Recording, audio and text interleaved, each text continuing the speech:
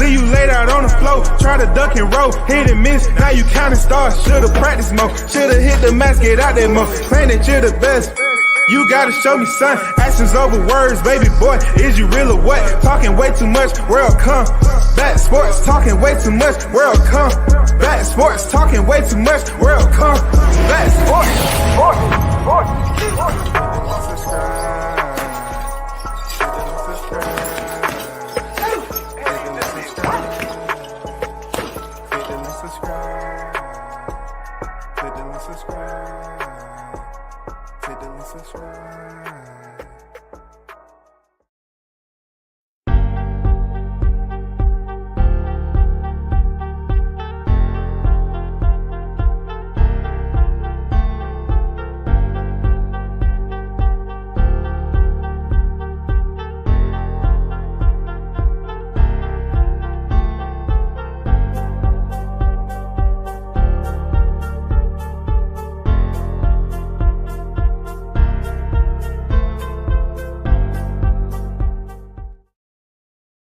First in the building, Carlos Rosado.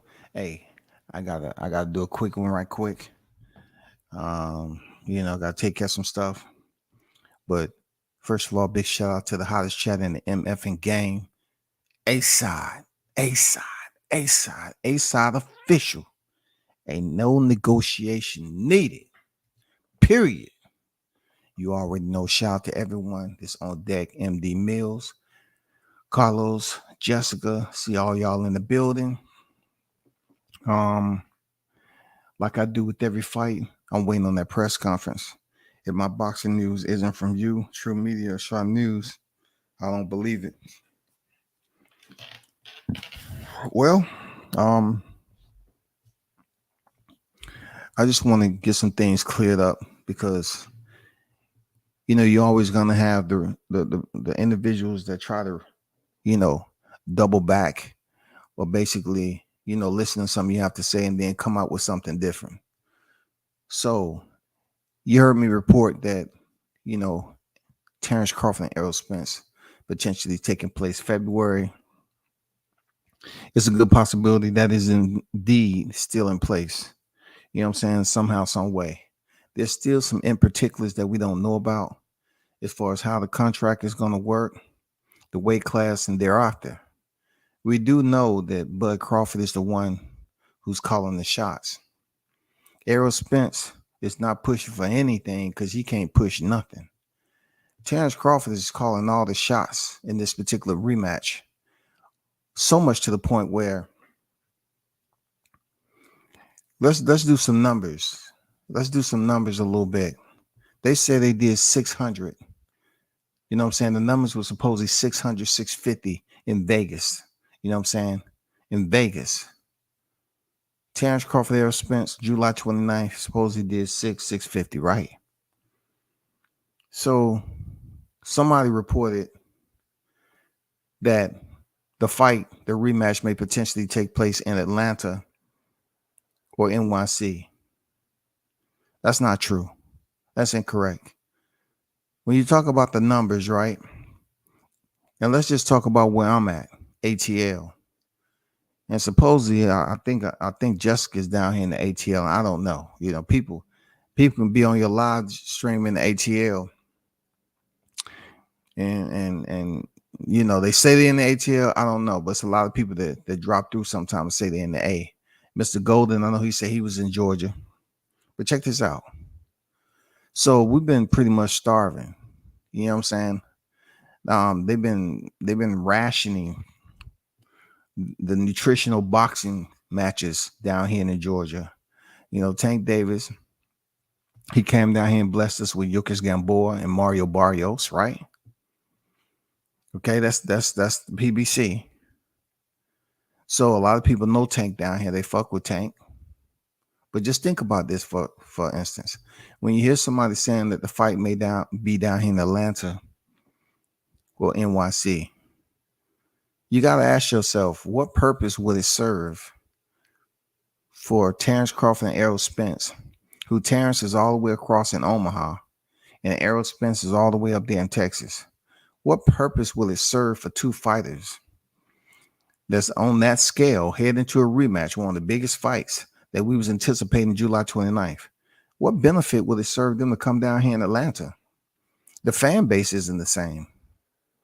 The fan base isn't the same. Atlanta, at first, I was saying, okay, for the first one, for the first fight, cool. The first fight. But listen, you coming down here in Black Hollywood. This is not Vegas down here. This is Black Hollywood. This ain't Vegas. After seeing what we saw July 29th, you'd be a fool to believe that this is going to be the next site. You'll be a fool to believe this shit. It's no way in hell that fight is coming down here to the A. There's no way that fight is going to be down here in the State Farm Arena after it went to the T-Mobile Arena in Vegas. I just want y'all to put on your thinking caps. You know what I'm saying? Just be more aware of some of the news that you hear that's put out right now. And you already know who put it out, and I'm calling incorrect on that. That is absolutely non-factual at all. The fight is not going down here in Atlanta, period. So I know how people want to kind of use us as a doormat to say something's going to happen down here to hype it up. I'm gonna shut that down right now. The fight isn't happening down here in Atlanta. I can assure you that. There's a lot of other events that's going on down in the A. All you got to do is, tag your research. But it wouldn't benefit them two guys to come down here in Atlanta. I mean, after what we witnessed, we had no skin in the game down here. You know what I'm saying? No one was really attached to Errol. No one was really attached to Crawford. I'm talking about from the masses, from the boxing media masses. Atlanta's not a huge boxing town like that. City rather. So they wouldn't gravitate. See, when people go to Vegas, they always know some boxing matches is going to be there. They always know it's a sense of entertainment. They always know that you're going there to see something, considered to be extravagant. Boxing is a gentleman's sport. People can take, guys can go there and take their women can take their men up there for a weekend, especially when a boxing match is going on. Get a little gambling on. But that fight, after the loss, is not coming down here to the A. Scratch that out. It's not happening. It would do worse numbers than 600. I guarantee you that. I mean, the gate, whatever the gate was, it will suck down here. It wouldn't happen, especially if it's in the State Farm Arena. Now, if they promo it correctly, if they really put some energy into promoing this fight, then we're talking about a whole nother situation. But as of right now, WCS is letting you know that fight ain't popping.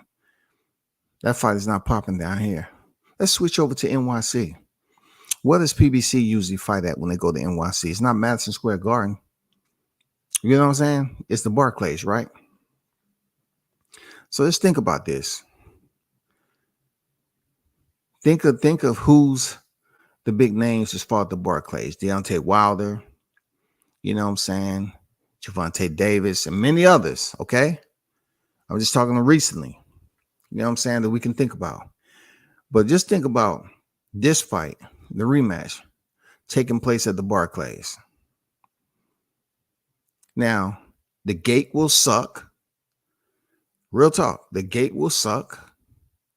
You're talking about reducing all the avenues to visit the place. Once again, for a fight like that, for people to go visit, just because you're talking about Brooklyn.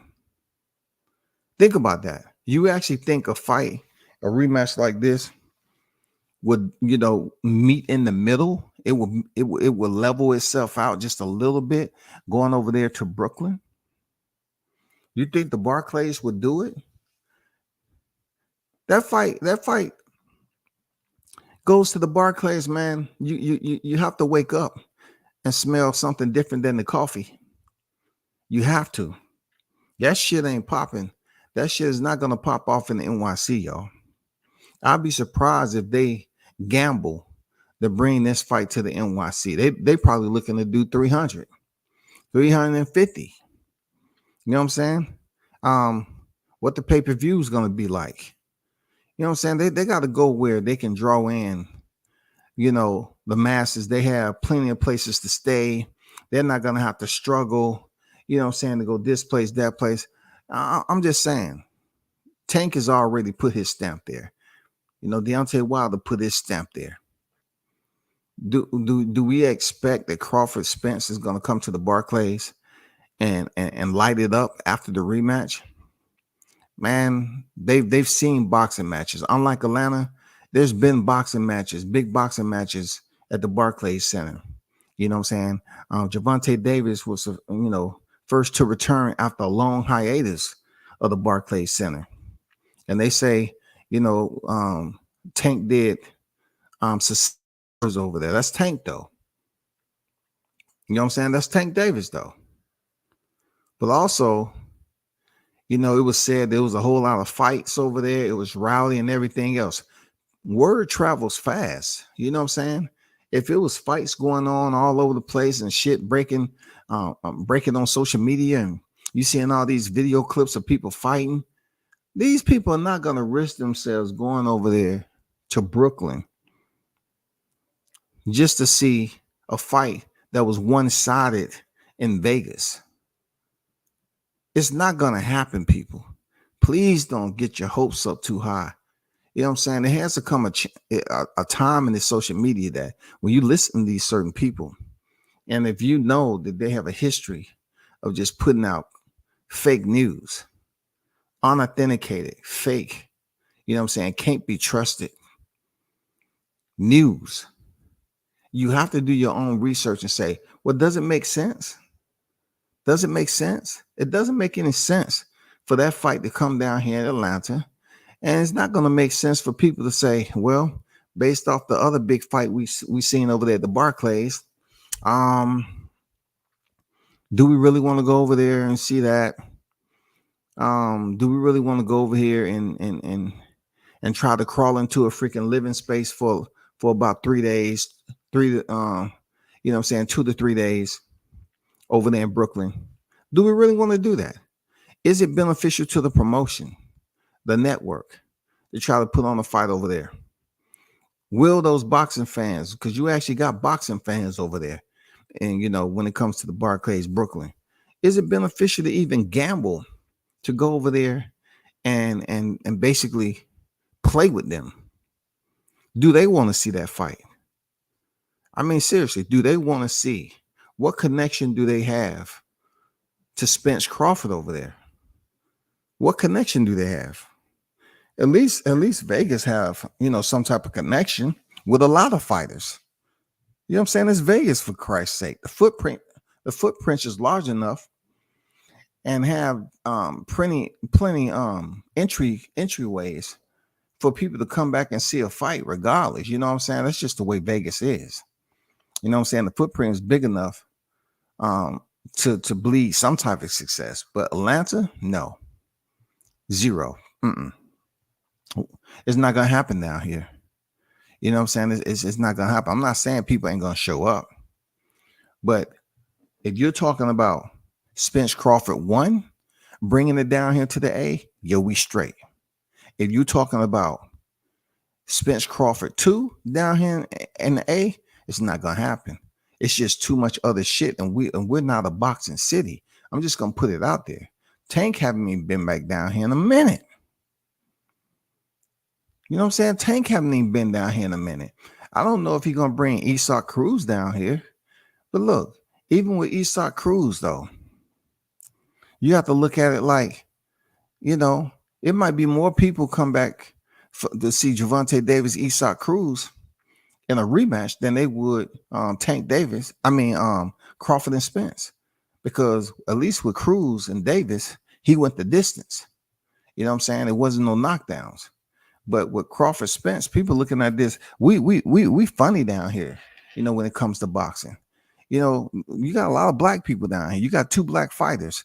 In order for you to sell that shit, coming off the type of performance that we witnessed, I don't think the little fight fans we do have, I don't think it's going to happen. I don't think it's going to happen, bro. We don't have enough big fights down here for people to really get involved. You know what I'm saying? I don't know why they don't want to come down here. We got the entertainment. We got everything you need. We got the space. We got the living quarters. We got everything. Like every freaking corner you look, they building a freaking place for new people to come down here. We got New York, Virginia, Florida, North and South Carolina, North and South Kakalaki. You know what I'm saying? We got California. We got everybody down in the ATL. The ATL is the down south NYC right now, and it's even really bigger if you look at it. What we got going down here, but when it comes to boxing, we suck. We suck right now because they won't come touch it. For some apparent reason, we can't get big fights down here. You know, shout out to Tank. Tank gave us that love, but when it came down, even you know, I'm talking about PBC, but you know, Shakur Stevenson and Jameer Herring came down here. Real talk, but you know, if you was in the arena for that fight, I mean, a lot of those areas was closed off. You know what I'm saying? But at least Top Rank did come down here for the first time. I don't know what they plan on doing, but I'm trying to keep it on, you know, the Showtime situation. So just be careful with you know, whatever you choose to believe, because NYC will be much better than ATL. You could exclude ATL out. That fight ain't coming down here. That fight ain't coming down here. And I seriously doubt it's going to be over there in NYC, in Brooklyn, being you got some real boxing fans in there. And they've been privy. You know, they've had the opportunity to see that entertainment of some big fights over there. They're different, but also you have to look at the tourists, the visitors, how they gonna look at coming from out of town and all this other stuff that goes on over there. Hey, it's different, bro. That's all I'm saying. Don't hold your breath on that. Real talk. Don't hold your breath on it. JD on deck. What's good? Toby Bartlett on deck. Salute to you. Sammy on deck. What's good? What's good?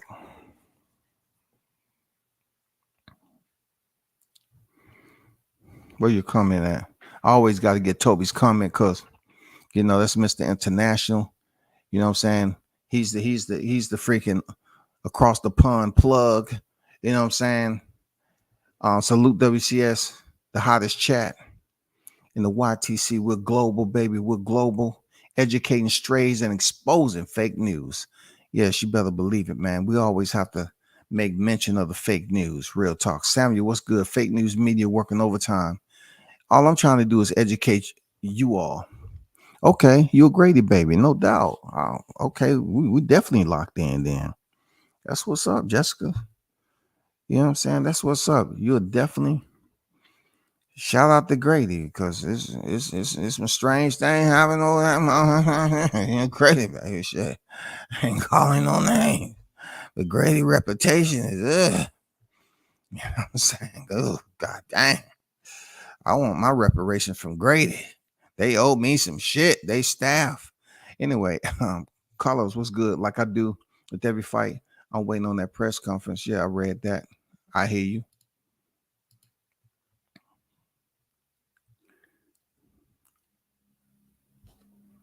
Don Vaughn is in the building. What's good with it, Don?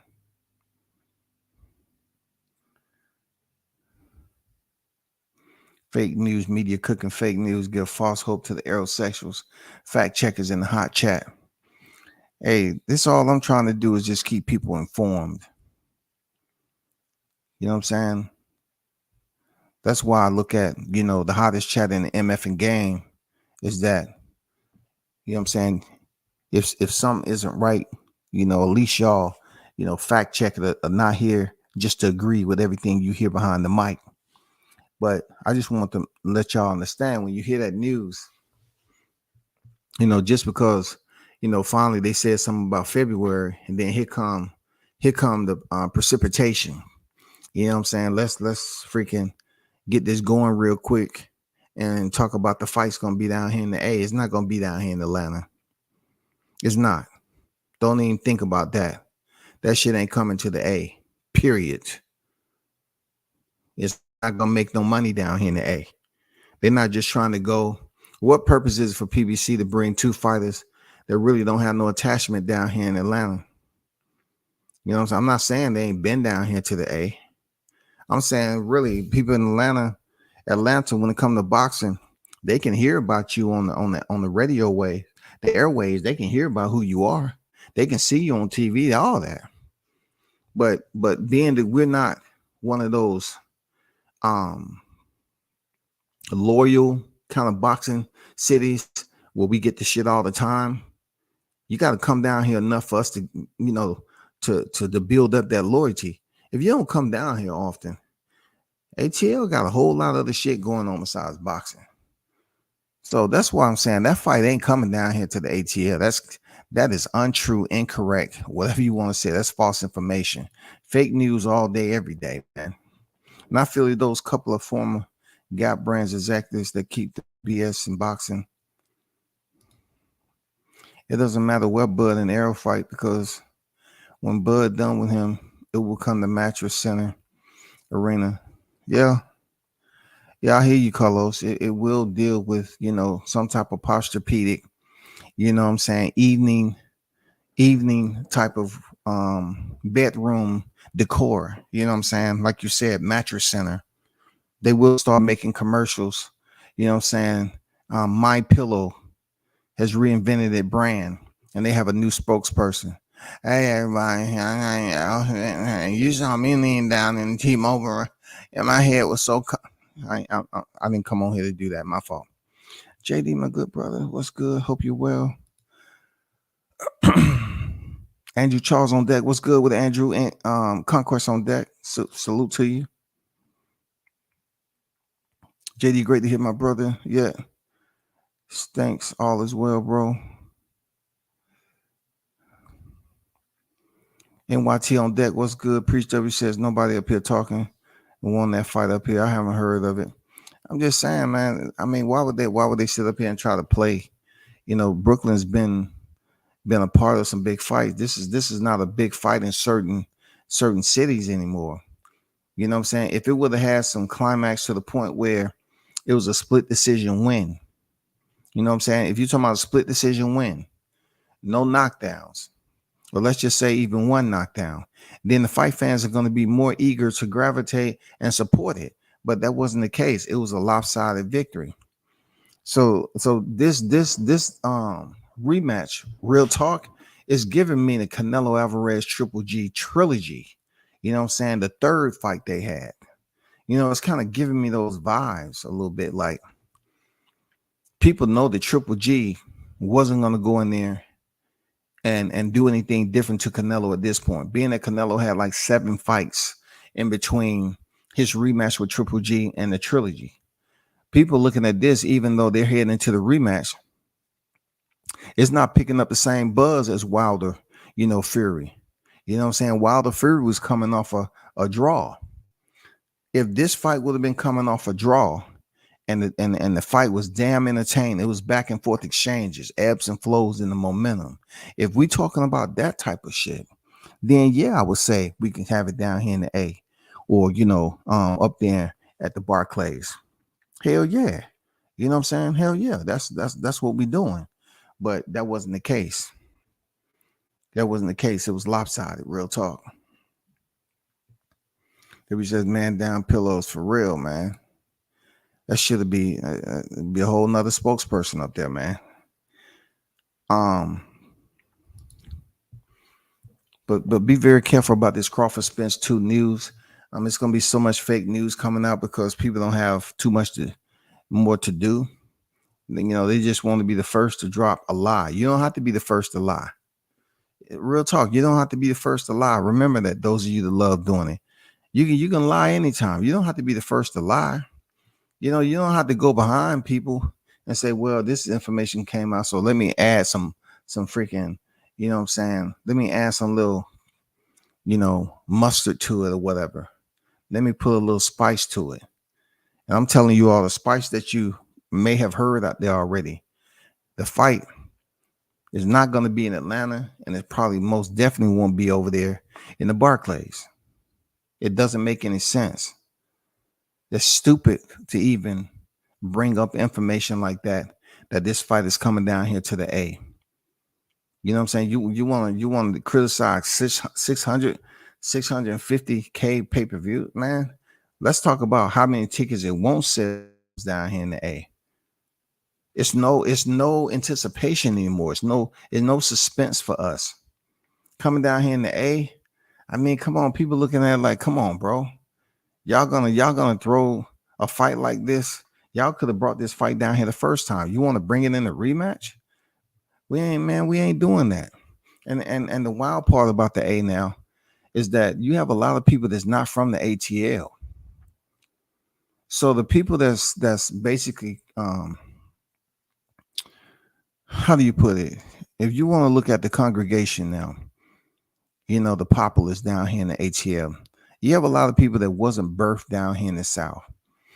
They're not Southern folk. You know what I'm saying? So you have a freaking melting pot of people that's now down here doing other things. They're down here working, doing other things. So what they're used to doing down here in the ATL is not watching boxing. I'm just saying, it's not watching boxing. There's a whole lot of other shit, but it's not watching boxing because we don't get it enough.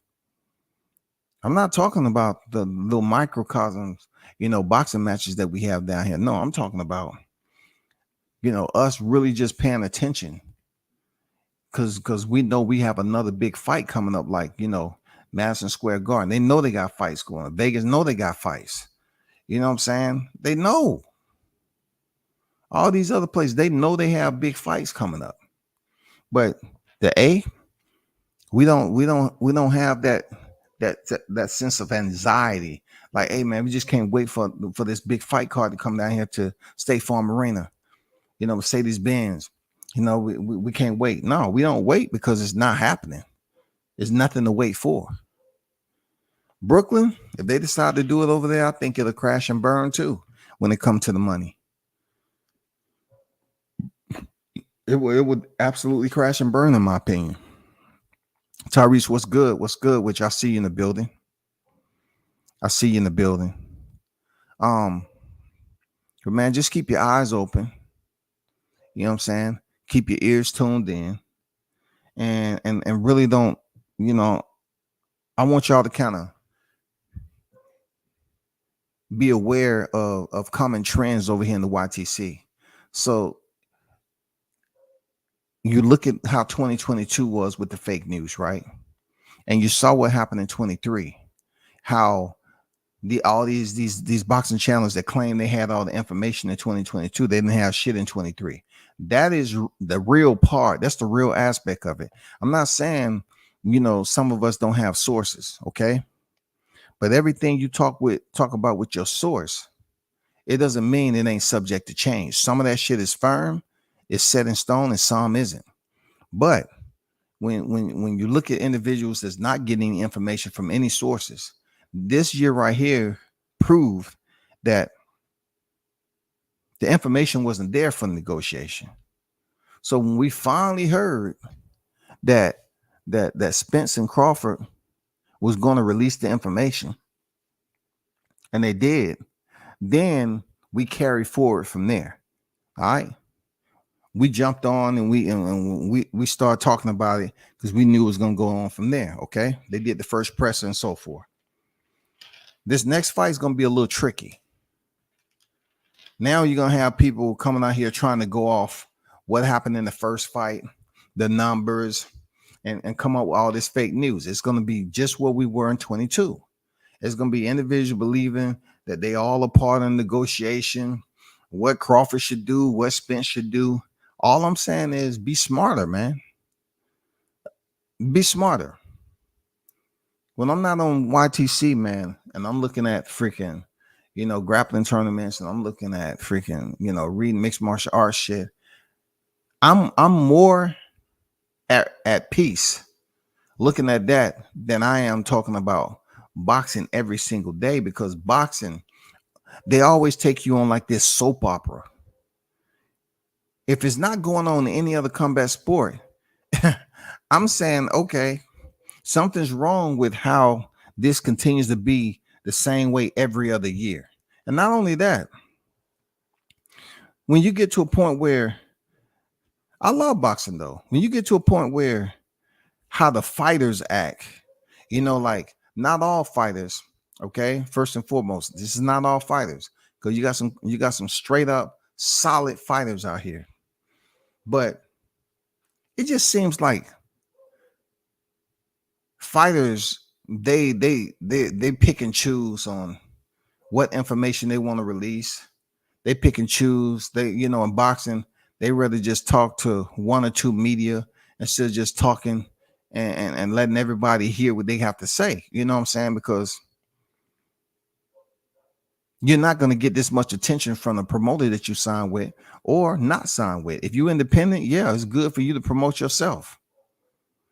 You know what I'm saying? It's really good for you to promote yourself. But boxers tend to always want to hold grudges against freaking media and everything else. When you have, like mixed martial arts, it's no reason for the media to hold grudges against the fighter and the fighter to hold grudges against the media. MMA, they'll talk to you regardless of what you said. They'll continue to talk to you. You know what I'm saying? Because the access you get from there, it's a different level of respect when it comes to mixed martial arts. It's a whole different type fan base over there. It is. It's really a different type fan base. Over here, you hear boxers having problems with media. How often do you hear MMA fighters having problem with local media? You know what I'm saying? Local media. How often do you hear that shit? But boxers be over here acting like, you know what I'm saying? If they give you one interview, you owe them something for life. No, I mean, the only thing we looking for is consistency. That's it. And then the wildest part about it, you do have some people that are able to have boxing in their hometown and cover the fighters respectfully in their hometown and represent their city or whatever. But me, I'm gonna be absolutely honest. It's not just my age, where I'm at as far as my low tolerance, but a lot of people know what I've done for my city when I was out here in the streets. What I refuse to accept at this point in covering boxing is, when people act like you still going through some type of initiation process, or then they want to feel some type of way based off what another boxer told them. Not all the work that I put in down here in the A. You know what I'm saying? Not all the work. We ain't talking about all the work. We're talking about what other people are saying. The side conversation when people want to believe every freaking thing, and then they don't have nobody else's that's retired that can make the time. You know what I'm saying? I can make time out for you, but not to just show up on a fighter and you get that vibe. One thing I love about growing up in the city and how I've survived this long when it comes to filling people out is that you trust your instinct. You know what I'm saying? The mannerisms. You don't have to have somebody tell you they don't fuck with you to know that they don't fuck with you. I'm serious. They don't have to tell you that shit. They don't. You should be able to get a good feeling about if someone's really not supporting you. And that's the one thing about, hey, you try to get behind these fighters and they always want to act like it's day one. I'm not doing it. You got fighters who want to feel some type of way when you out there in the streets. You're traveling, you going to your own pocket. You got them going from city to city. You putting in all this freaking time day in and day out. And these cats have did nothing to support you, right? But yet they got a problem with you supporting other fighters. I'm like, man, get the fuck out of here, man. Don't nobody have time for that shit. The only reason I mentioned this because it was some people talking to me recently about, am I gonna do this with this? Like people was asking me about OTX. I have no problem supporting OTX. It's a lot of fighters that I know this dead OTX for real. You know what I'm saying?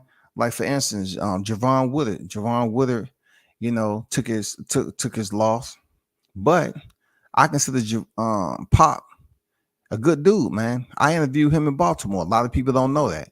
When I went up to Baltimore to Tank fight, I interviewed Javon Woodard before he even started popping. But OTX, they don't have freaking draws. So they'll give you another round. I like it.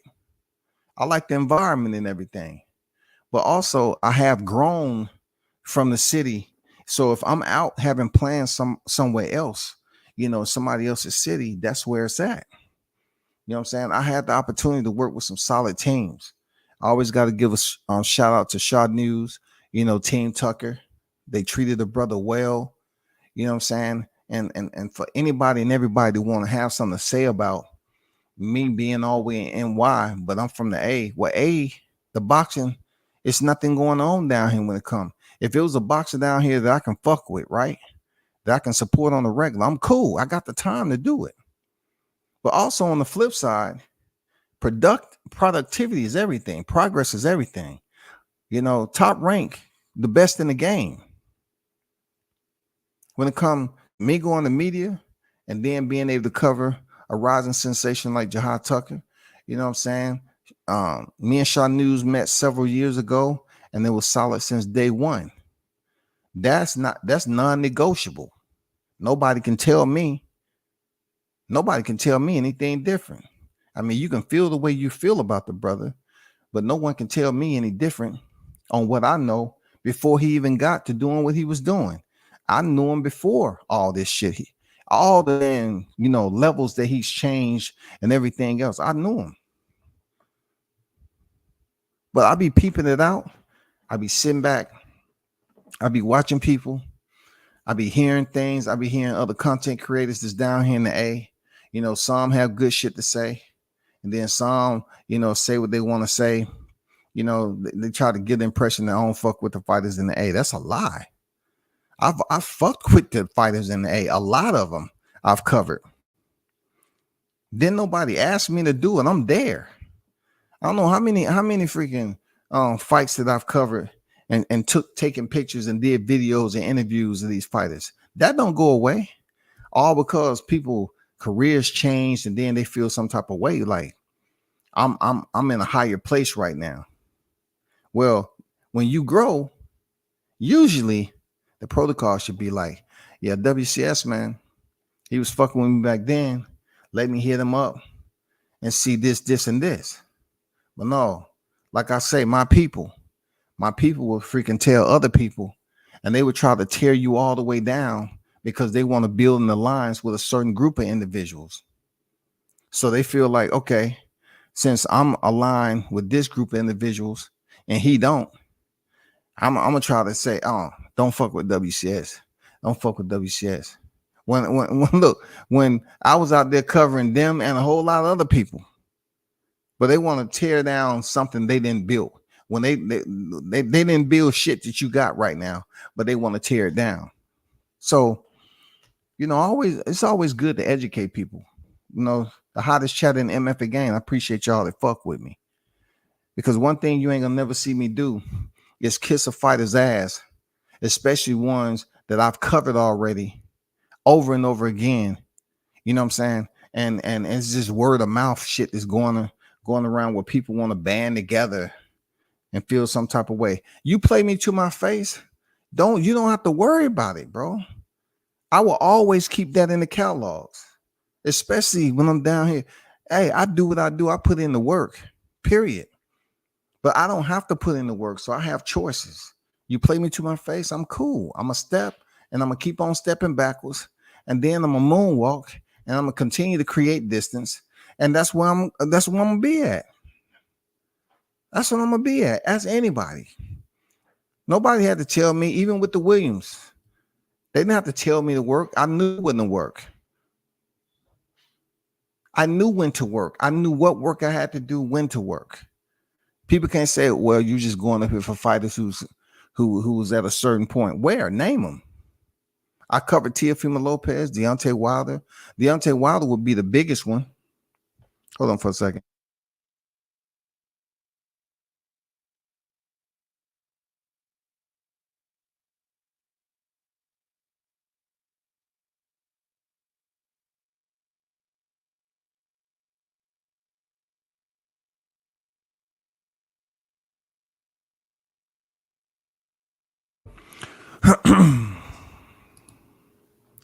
Yeah, but man, we went through this whole year down here in the A, and we didn't have nothing pop off in boxing. The only thing you got stuff popping off is that people want to talk about what didn't happen over here, what should have happened over there. Man, I'm so past that. I'm so past that. When you talk about productivity, I always, the one that I fuck with the heaviest, point blank, period. And I always tell them, I say, hey, continue to grow and do your thing. And that'll be Shaw News, man. I'm not in competition. He should never say that, okay, WCS is in competition with me or he feels some type of way. If he did that, my feelings would actually be hurt. Real talk. Because that's a talented brother. And he doesn't have to be told 20 times to do one freaking task. You feel me? I seen the brother when he wasn't even on this level. You know what I'm saying? So he's doing shit in the boxing community, doing it with his family, but people sleep on him because they wanna put more emphasis on, I don't know. We got some funny cats out here. Whatever reason they don't like him, but we don't work the streets. We don't been on the front line. You know what I'm saying? He's better than most of you cats out here when it comes to work ethic. You know what I'm saying? That's real talk. It don't matter how pretty the shit is. I'm talking about actual on-site front line, getting busy. Some of you cats cannot go to a media week and know how to work the media shit. You don't know the protocol. You don't know how much effort it takes. You don't know where to sit. You don't know when to be there. You don't know which fighters to really interview because you don't stay close to those fighters. You only want to go there and talk to the main event. You don't want to build up reports to the fighters that's on the undercard. You got to show that love. You know what I'm saying? These fighters that's coming up on the undercard.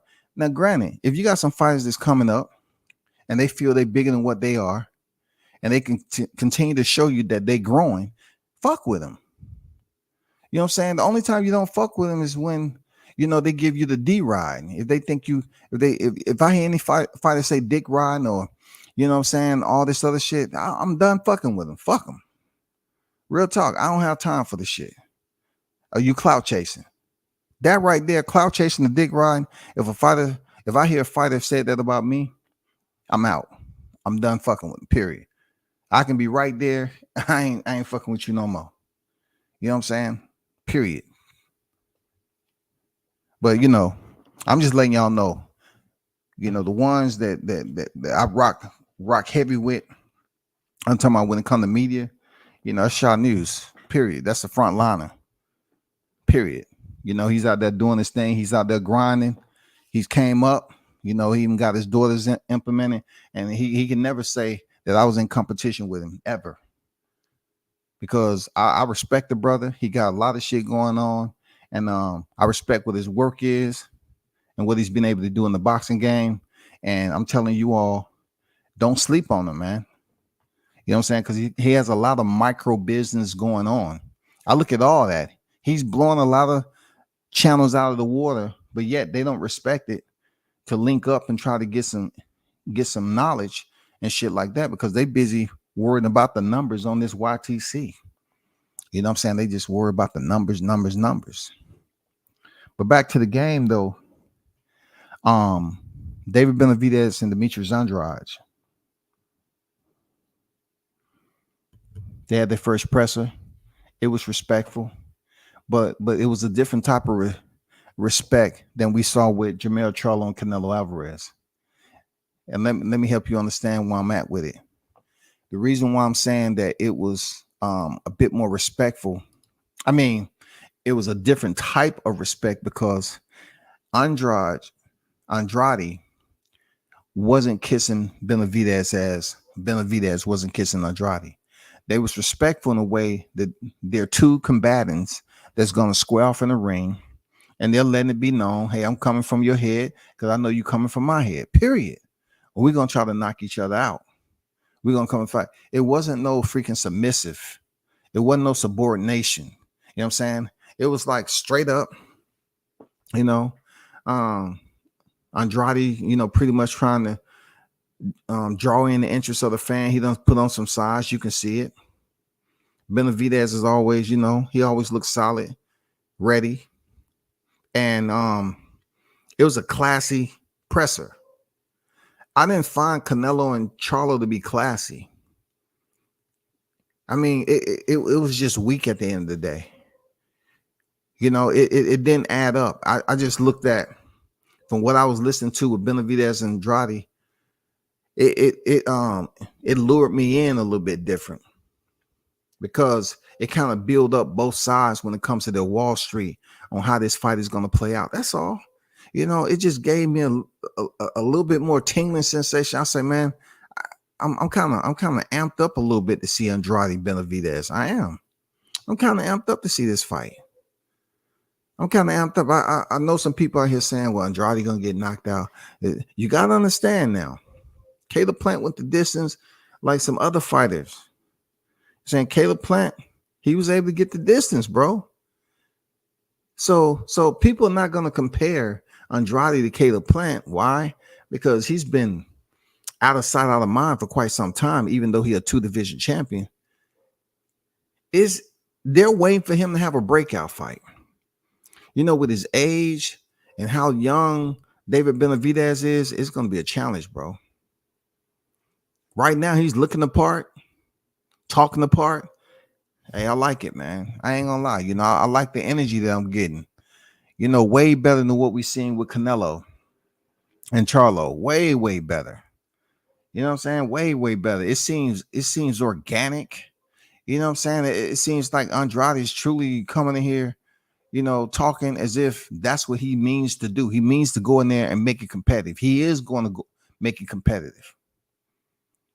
He's trying to shed a little bit more humor to it. Also, he's trying to get people to buy the tickets. He's saying, don't stream the fight. This, that. I mean, he said a lot doing that presser. I like both fighters at the end of the day. I know you got the people saying, hey, man, you black, man. Go for the black fighter, man. I hear you. I hear you, bro. I hear you. You know what I'm saying? Andrade is one of the nicest dudes you'll meet. You know what I'm saying? For what he's been through, the road he had to travel, being shelved, ostracized, you know what I'm saying? Because of one freaking mistake, not mistake, one decision back in the day. It happens in business, though. It happens. And then David Benavidez, he's been through his adversities too. Now they get the sell of that shit, bro. That's all I'm saying. Larry Lopez, what's good, man? Yeah, for real, right? Toby don't ever sleep, man. I swear to God, that dude be up. It be in the AM over that motherfucker, man. He's still up.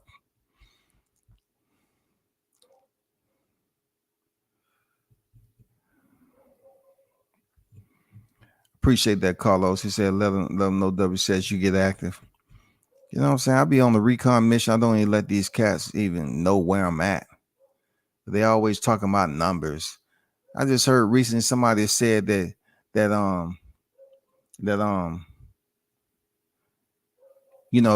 better to you, really, if you want the word to get out, my audience is better than WCS. Yeah, WCS be out here, but pretty much, outside of that, my numbers don't go this and that and the other and all this other shit. Listen, my shit got demonetized and I still been on this bitch, being the same. I still been up here. I still freaking recognize my chat.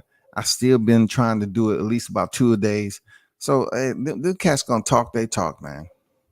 You know what I'm saying? It's so many times that I want to check a couple of people that's actually down here in my city for the bullshit they own. You know what I'm saying, with this media shit. But I just say, you know what, it ain't worth it. It ain't worth it. They'll show their face sooner or later. You know what I'm saying? And then the people that tell me on what's going on with some people who I believe that was cool. You know what I'm saying? Look, one thing, the advice I would give these content creators, don't let an alliance get you so wound up and disappointed that you lose your motivation to come out here and talk this shit.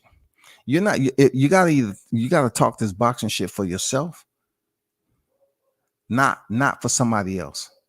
If you think You know, you can't pick out somebody who's an opportunist. You know what I'm saying? If you see individuals building up alliances, you know what I'm saying? Just sit back and watch. That don't mean you have to build up an alliance, especially if some of those people that's in the alliance is people that you don't fuck with. If you didn't fuck with them, then you don't have to fuck with them because they may be trying to then build up an alliance with somebody, you know, just out of spite. Let them build up an alliance, man. I don't run a fucking nursery or daycare in this bitch. I don't, bro. You know what I'm saying? Cass will be up here. Oh, well, WCS don't fuck with him. But you know, so let me talk to him. WCS don't talk to that person. Let me talk to him. Go ahead, man. I don't give a fuck. I don't care. I don't care, bro. But salute to David Benavidez and them, you know, doing what they was doing, trying to build the fight up, trying to get people to buy the fight. It's gonna be a tough sell, you know what I'm saying, to do incredible numbers. It is. But the closer it gets to the fight next month, you know, November, I said to myself, I was thinking, I said, you know, they got some pretty decent fights going on at the end of the year. You know, will they potentially be able to squeeze Crawford and Spence in there? I don't know. I'm not sure. I'm not confident to check the box with that. Will they be able to do it or not? But what I can assure you is that I'm still waiting on Deontay Wilder, right? On who he's going to fight next. I really want to see that. And I really want to, you know, see, you know, hear a little bit more about the Errol Spence and Terrence Crawford, you know, timeline. I really want to know, you know, like outside of where the fight is going to be, I want to kind of know how they're going to do it this time around. Is it going to be equal promo or is it going to be less promo? Or are they going to bump it up a little bit? You know what I'm saying? I mean, how much confidence do these people have? Because you'll hear people talk all the time that, oh man, nobody ain't trying to see Spence step in there again. They keep on saying that. Oh man, nobody ain't trying to see that, man. He got beat up too bad. Listen, how long have you been watching boxing? It's been fighters to get beat up. It's been fighters to get beat up and come back. It's been fighters to get knocked out and come back. But we do live in an era now where you have a lot of casual fight fans that they just don't want to respect when a fighter touches the canvas. They don't want to respect enough to hold themselves accountable that they have their discrimination. You know, they have their way of discriminating. Like if it's a Mexican fight, they say it's the Mexican style. That shit's gonna happen. If it's a black fighter, they say, oh man, you know, that was a good fight, but they might be damaged. They washed. You know what I'm saying? If it's a Russian fighter, then they want to say, oh, that's the Russian fight. They tough, they durable. You know what I'm saying? They got off the canvas. I mean, that's always going to be the way the boxing is. Filipino fighter. Oh man, you know, the Filipino nation, they'll be good. They'll be good. They got the nation behind them, the whole country behind them. They'll be good. I mean, they have different type of freaking people to put the battery back in them and pump them up when the next fight come around. But I'm very curious to know how's the schedule going to be for Spence Crawford.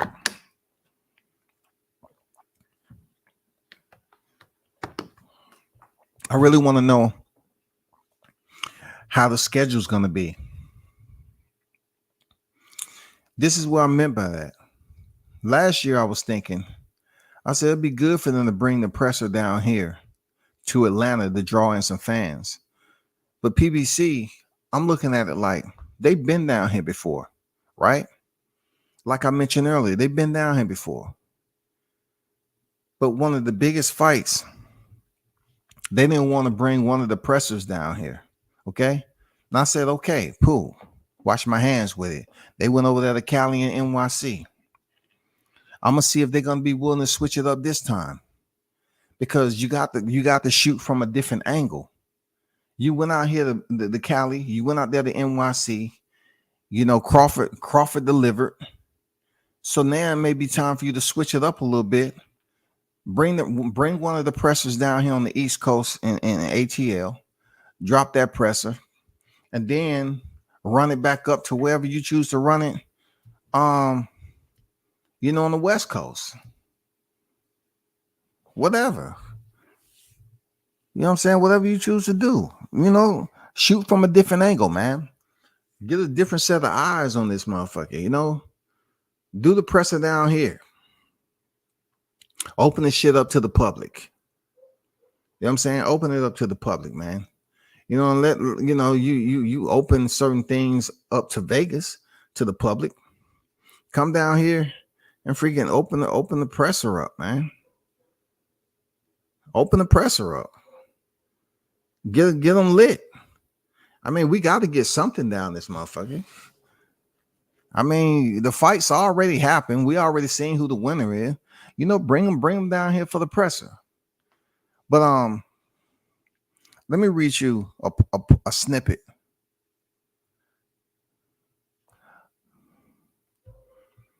On what they were saying over there at Boxing News 24.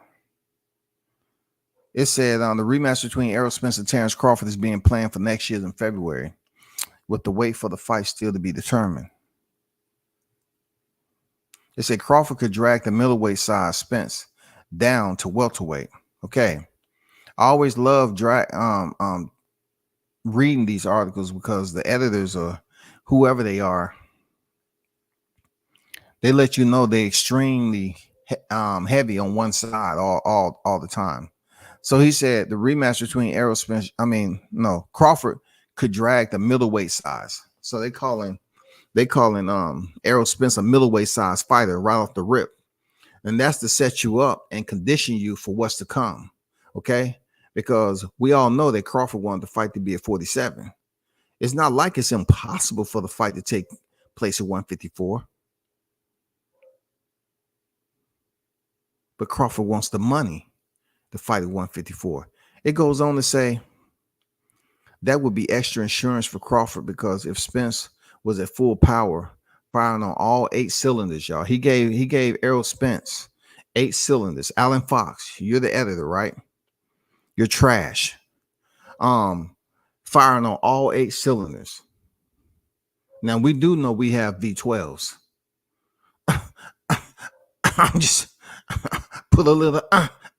I mean, we do know there's bigger engines out there, right?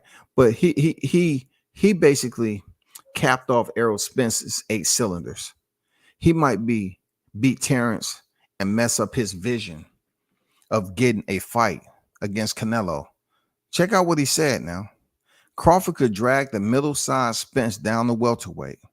That would be extra insurance for Crawford because if Spence was at full power, firing on all cylinders, he might beat Terrence and mess up his vision of getting a fight against Canelo Alvarez.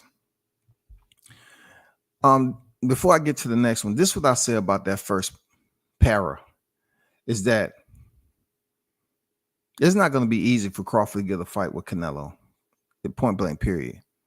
They have this 3-fight deal lined up for Canelo, and it's not going to include the name of Crawford. Crawford had this 2-fight deal with Errol Spence with a rematch, and that's what's going to happen. As much as I want Crawford to step in there, you have so many people out here bitching all the time. You can't call them boxing fans no more. Boxing start with a B and bitch start with a B. You know what I'm saying? For real. And I never heard so many bitching boxing fans whine about a fighter trying to challenge themselves. They want to make it seem like they're all a part of the freaking inner circle. You know what I'm saying? The wellness program. You know what I'm saying? They're the ones that's running the freaking meetings. Hey, make sure you're there at 4:00 for the meeting. You know, refreshments will be served and all that shit. They act like they're some unemployed life coaches, mentors and shit. Get the fuck out of here, man. This shit is so soft, man. You know what I'm saying? All the lies and excuses. These are grown-ass adults talking like this. Grown-ass fucking adults. Let's keep it moving, though. He said Crawford can't afford to even look bad in winning the rematch against Spence if he hopes to be blessed for the golden parachute fight against the Mexican superstar. If Crawford struggles in the rematch with Spence at 154, first of all, this man is saying if Crawford struggles at 154, this is what I'm talking about. I can't really be feeling some type of way about Alan Fox because he's just up here eating Twinkies and ho-ho ding dongs, you know what I'm saying, and Lay's potatoes. You know, long as he got, the Dr. Pepper, Coke, Pepsi, and, some yak on the side. He's up here talking about a rematch with Spence at 154. Like 7 pounds is going to do it all. Like 147 to 54 is going to do it all. The only benefit is the amount of pounds that you are spared than going all the way down to 47. When they stepped in the ring, both of these fighters was higher than 54. Okay, moving on. He said he can forget about getting a fight with Canelo. Hence, he likely forced Spence to boil down. Okay? He'll likely force Spence to boil. I don't know what this guy's talking about. That's why I say, Alan Fox, if you're listening, you are absolute trash. I will write circles around you any day, man. You know what I'm saying? I mean, you're trash when it comes to that shit. He said he likely forced Spence to boil. Have you ever seen a fighter get boiled? No, truth be told, real talk, man. If one of y'all cats seen a fighter get boiled doing fight camp to drop weight, let me know. Give me some pictures. I want to see if this is something I don't know. He said force Spence to boil down to 147 to make sure he's nice and drained so he can beat up on with the zombie-like physical state he'll be in for the fight. Trash. Tricky trash. Not only is what he's saying trash, right? But the individuals who will recycle this trash, they themselves are the real zombies. Because I've never heard a fighter get so much praise going in here against a fighter like Crawford, who was nowhere on the radar. You know what I'm saying? Mediocre opposition. You done heard this shit over and over again, man. You done heard the replay. You've heard the replay over and over again, man. They've repeated the same thing. Crawford run this, Crawford that, Crawford too small, Crawford did that. Crawford beat Spence up so bad that his fans felt it. He didn't just beat Spence up. He beat a mass, a whole community, a whole entire fan base, y'all. Look, Crawford fucked up Spence's entire fan base that night. That's a cold motherfucker, dog. He fucked up his whole fan base to the point where he got writers out here talking about, well, he'd like to be forced Spence to boil down to 147 to make sure he's nice and drained so he can beat up on with the zombie-like physical state that he'll be in for the fight. That's why I love reading these Boxing News 24 articles to my listeners, because they are hilarious, man. You know what I'm saying? What if it was a little bit earlier during the days, preferably on a Friday, and I was, we was just, we had some downtime, get some get right. You know what I'm saying? Whether you're smoking it or drinking it. And then I read you one of these Boxing News 24 articles. I mean, I'm telling you, that shit is hilarious, man. You never thought garbage can be funny? Yeah, garbage can definitely make you laugh. Let me move on to the next one. It says it's believed by some that Crawford will use the weight to have Spence surrender some of his purse for the fight. So if Spence won it at 154, he may have to sweeten the deal for undisputed welterweight champion Crawford, who is the A side. So then the last paragraph, he was talking about draining him down to a zombie-like physical state. Next paragraph, he continues to hate and said Crawford would use this weight to have Spence surrender some of his purse for the fight. So if Spence wants it at 154, he may have to sweeten the deal for undisputed welterweight champion Crawford. I mean, I don't know what sweeten the deal is. Like, he sweetened the deal when they fought at 147, you idiot. Like, you heard Spence say that he came off the concessions. Why? You have to ask Spence why he came off the concessions, bro. But it was on record from Spence's mouth himself. I know the aerosexuals really don't like talking about why Spence came off them concessions like that, because it's been so many times where I heard them bring up the meeting. You know, when Errol was dressed in the red hoodie and all the talk back and forth, and then, you know, the infamous line that Spence said, "On my life, you ain't gonna stop me." At that time, him being big as he was, feeling good, probably just finished eating a nice big steak, you know what I'm saying? A 16-ounce steak stuffed with crab leg juice and, you know, and everything, goddamn crab patties, whatever the shit was. He's probably, you know, all nice and full. And he said, "On my life, you won't stop me." Just think about that. How small Crawford looked at that time and how bulked up, you know what I'm saying? How much weight, extra weight Spence had. And Crawford went in there and stopped that big man. But yet, this dude, Alan Fox, is up here acting like Crawford really need Errol Spence at a certain weight. You know what I'm saying? No, Crawford's playing hardball, because the last time I checked in 2022, all the aerosexual was saying how Al Heyman wasn't going to do business with him no more. How Crawford fucked it up. How Crawford moved funny. I never heard so many grown-ass men looking at how a man move. He's moving funny. He's moving funny. He negotiating bad faith. Nigga, you are talking funny. You're looking funny. You sound funny. Just based off the strength of you having no connection to the team. Just continue to say, this man is negotiating in bad faith, moving funny. How you like me now? I mean, that's what Crawford's saying. How you like me now? God damn it. I went in there, did what I had to do, and now I'm going to negotiate like everybody else. Because yes, we can never forget how the Charlos was saying, learn how to be the challenger, take less money. Well, guess what, Spence? That he has to be talking about you right now. Absolutely, he has to be talking about you. So I'm asking you, Spence, learn how to be the challenger, which you are. Take less money. Be quiet. Humble yourself. You know, don't be mad at me. Be mad at Charlo. Charlo was the one that was talking that bullshit to Crawford.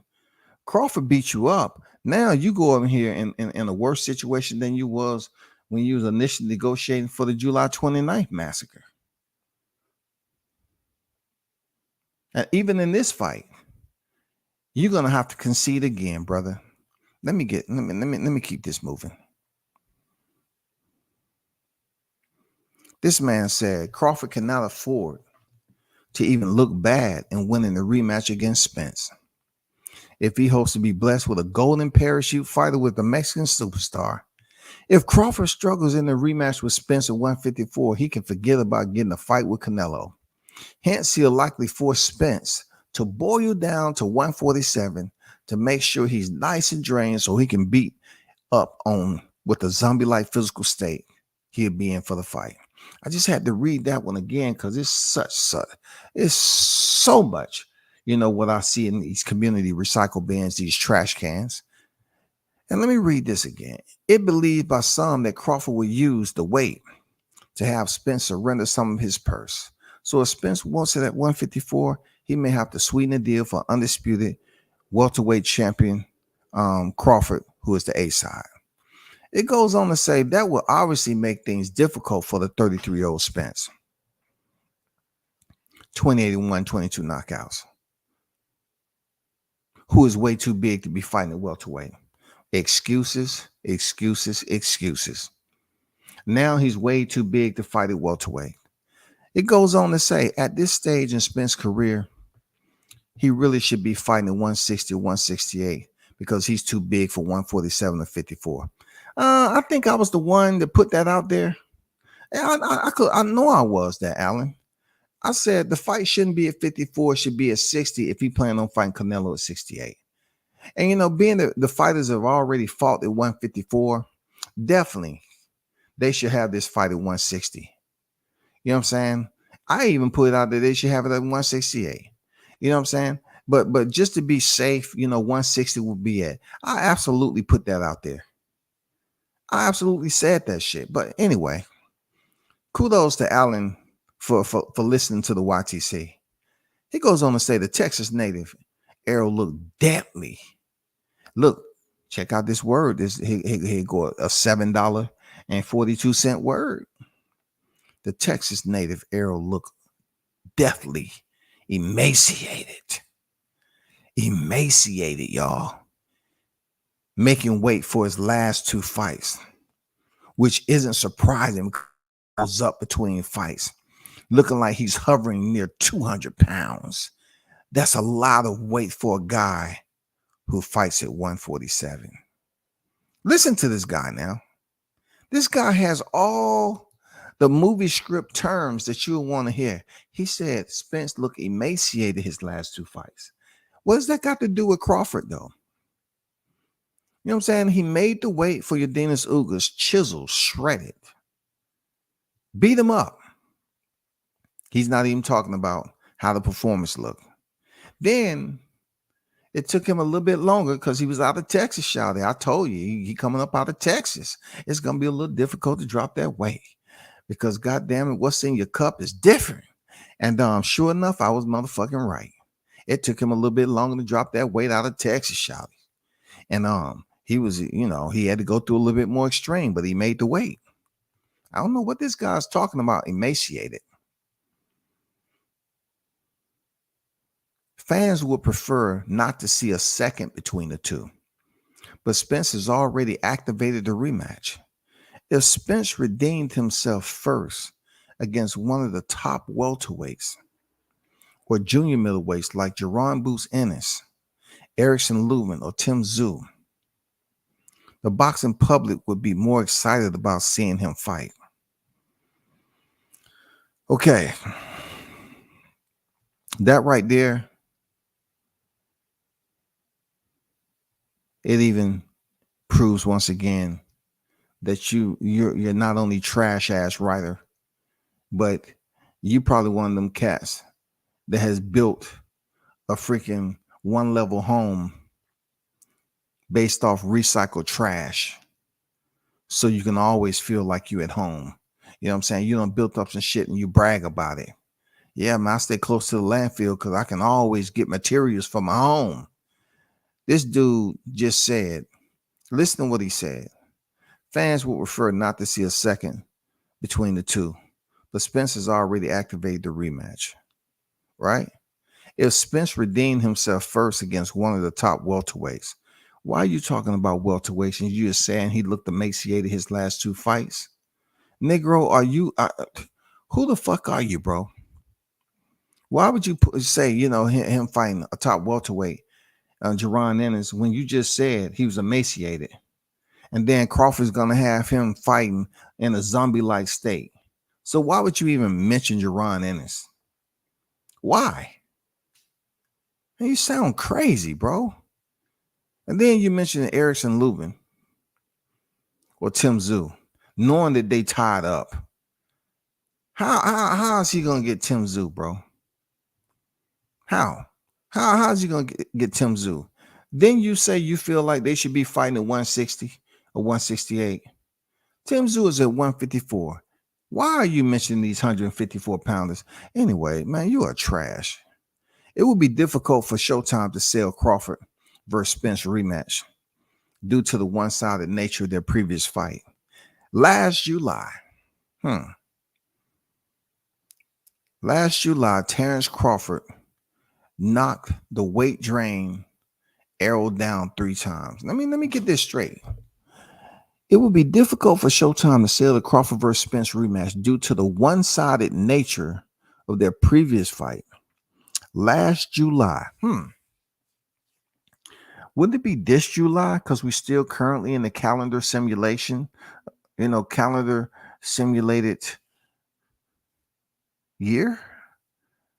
I don't know, man. Maybe not when it comes to Allen, though. Allen's thinking back and back and back, whatever. You know what I'm saying? He might be thinking, back then when all this trash was being filtered back and forth. July is when the contract came. Yeah, they dropped that. Yeah. July was it. They sent the contract last year. Crawford didn't want to fight though. They sent that contract though. They sent that contract though. No, that's what it is. They sent the contract. I seen the contract. They sent the contract over there, and I was got down. I watched Crawford pick up the pen. He put the pen down, put it up, pick it down, put it up, pick it down, pick it up, pick it down. He didn't want to fight, man. He didn't want to fight. He ducked. Moving funny. Yeah. Goes on to say,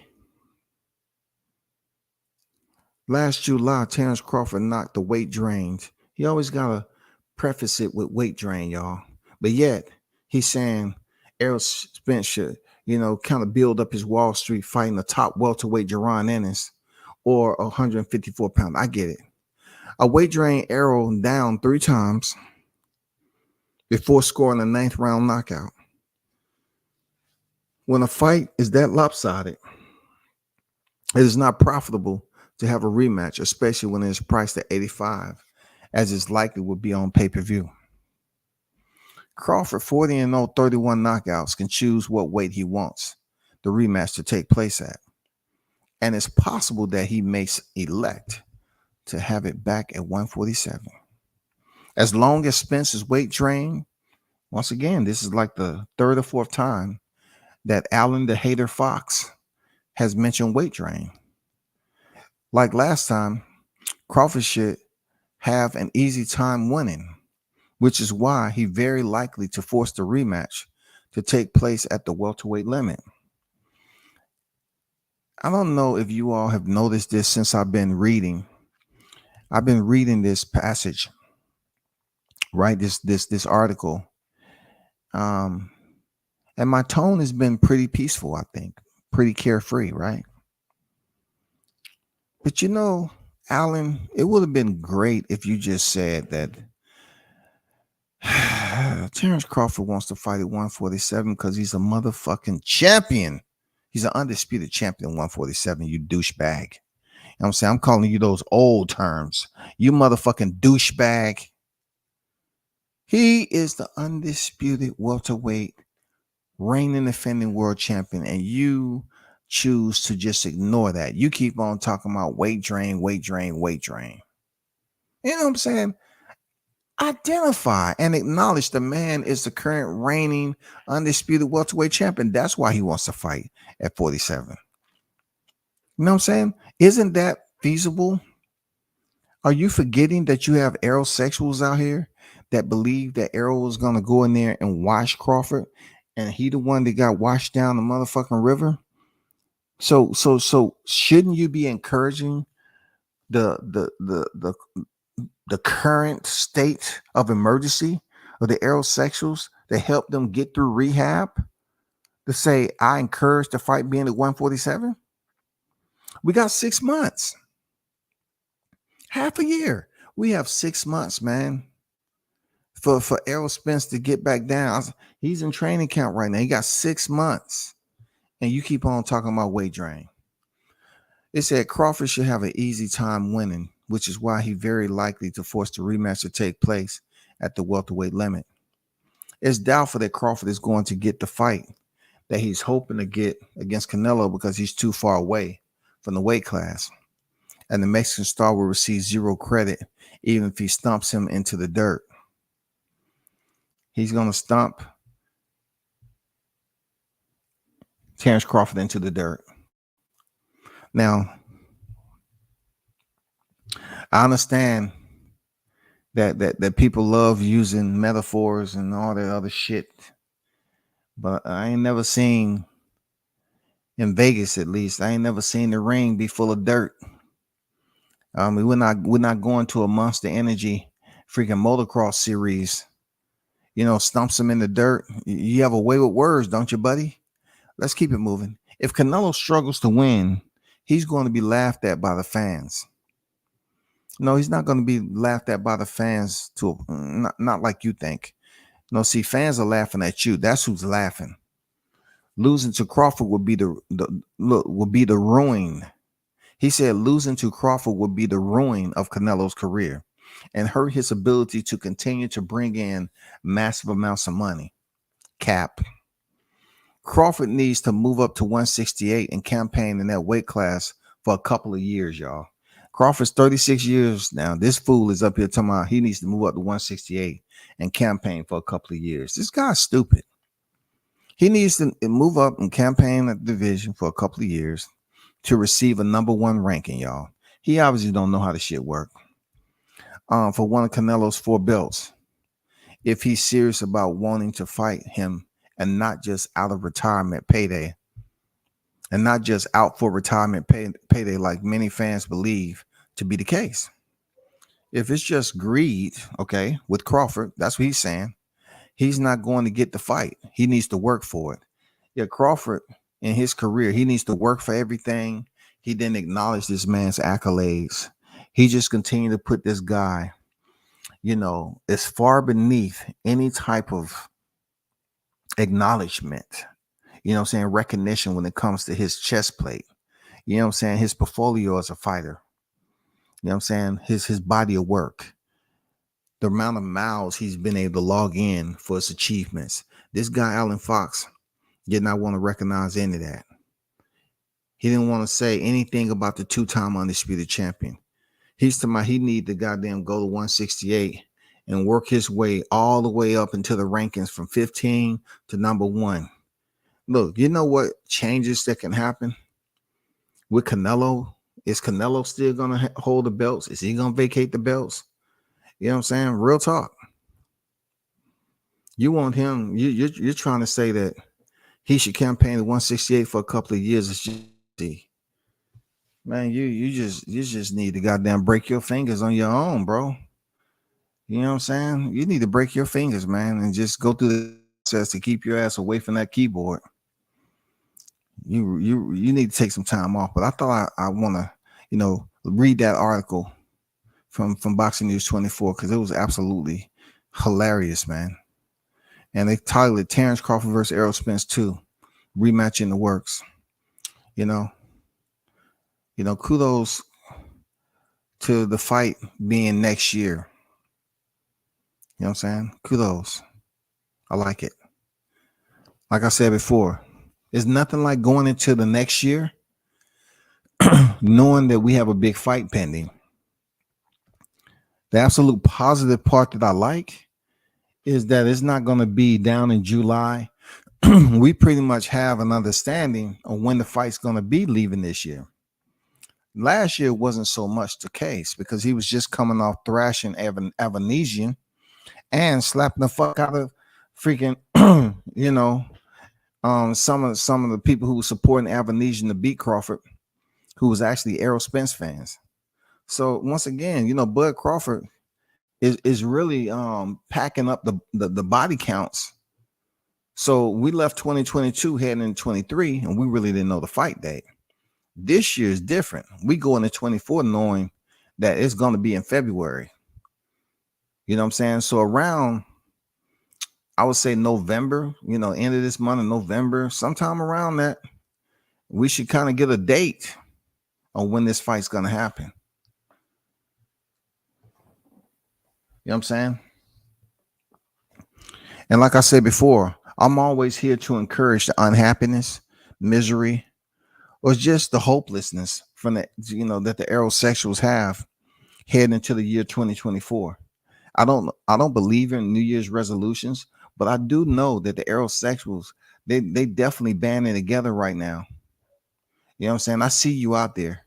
You hopelessly creating content that don't make sense. And you just want just one facet to become reality. That's all you want. You just want one facet of your hopelessness, the misery that you speak on, to become a reality. And it's not. You're foolishly in love with the wrong thing, man. Your infatuation with this boxer is to say, okay, I'm infatuated with this boxer to get back at this boxer. You know what I'm saying? I want to sit up here and talk all this bullshit against, about Crawford, because I don't like him. I'm gonna pretend like I like Spence, but I'll never talk about Spence. I get it, man. Real talk.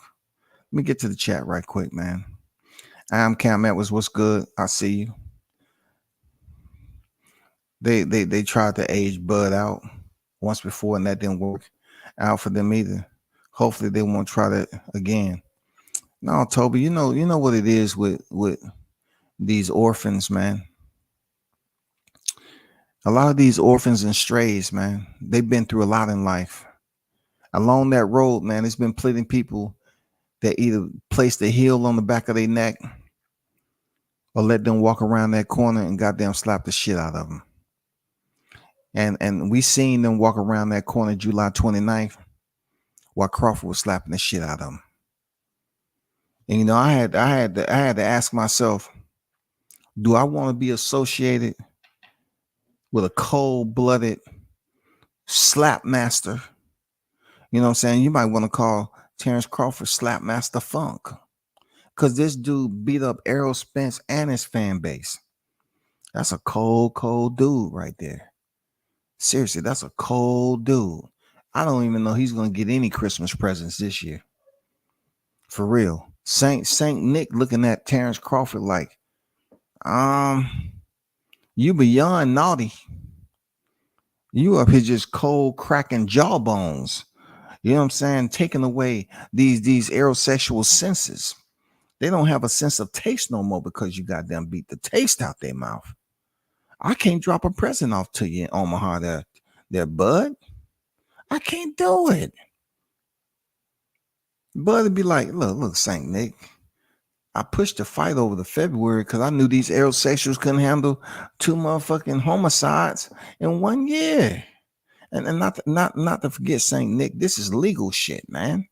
This shit is authentic, official. I signed up for this. I boxed. I'm not going out and just doing this in the street, Saint Nick. I understand. But as I was discussing it over with the reindeers, they said, hey, we got to come back in 24, man. He going against our entire protocol. You know what I'm saying? He was not nice in 23, dog. We can't be dumping off all those presents.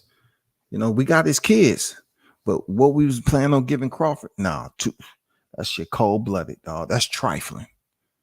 That's trifling. To beat up a whole fan base like that, no, Saint Nick, let's go. We'll fuck with you, Crawford. We out. Spence only had to win the fight. Then he could have picked the weight or just signed the form saying why he couldn't make 147 pounds. If not, get your fat ass down to 147, no crab legs. Hey, man, talk to him, goddamn Toby. Toby coming with the motherfucking, I don't know what the fuck he coming with. You know what I'm saying? He done mix a whole lot of shit together that you use on the 4th of July to cook and build up the goddamn fire and shit to cook the meat. He up here fucking shit up, dog. Messing with jet fuel. You know what I'm saying? Fire accelerant.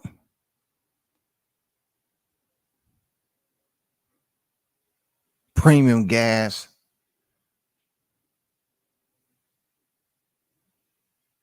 Just a whole lot of shit to cost an inferno, bro. I don't think Saint Nick coming over your way either, Toby. That conduct and shit you putting in the chat right now, man, Saint Nick just turned the sleigh around.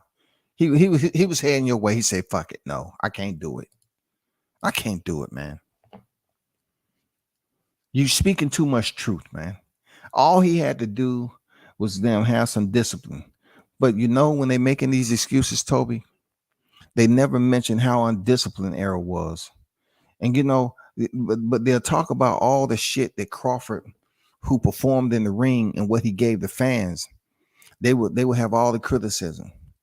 But to see a group of so-called adults who somehow say they support boxing to see and hear them don't hold Errol Spence accountable for his lack of discipline, for ballooning up in weight. But yet they believe they're excoriating Crawford for making him fight. Making now. This guy just made 147 July 29th.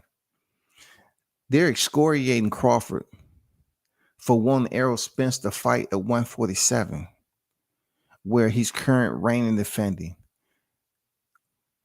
Are you crazy? Does that make any sense to y'all?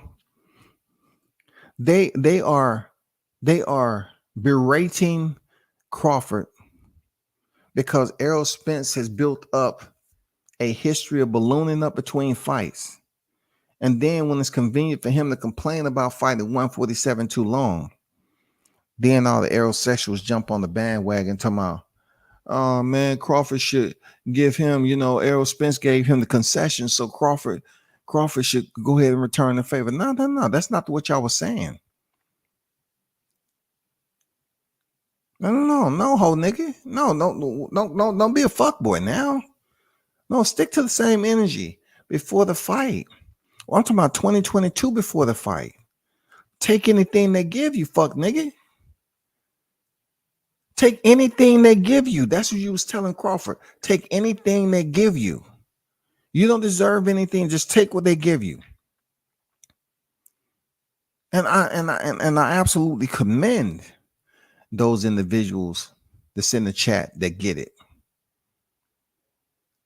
Because he should basically hold Errol Spence accountable when Errol Spence is failing to hold himself accountable.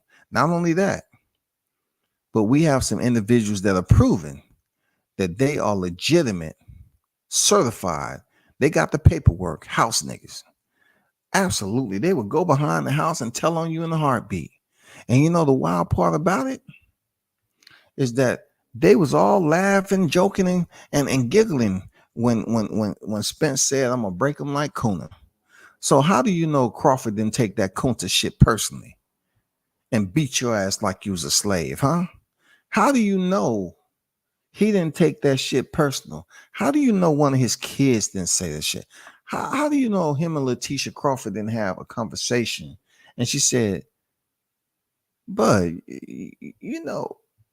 I never had a chance to talk to you about that. What went across your mind when you said I'm gonna break him like Kunda? What went through your mind? I mean, see, that's information we don't know. Like, you heard the YTC saying the slave shit, Top Rank Toby and shit he had to go through, right? And then you had Spence bring that shit up because he thought it was gonna be hilarious at the presser. So he thought he was gonna break him like Kunta.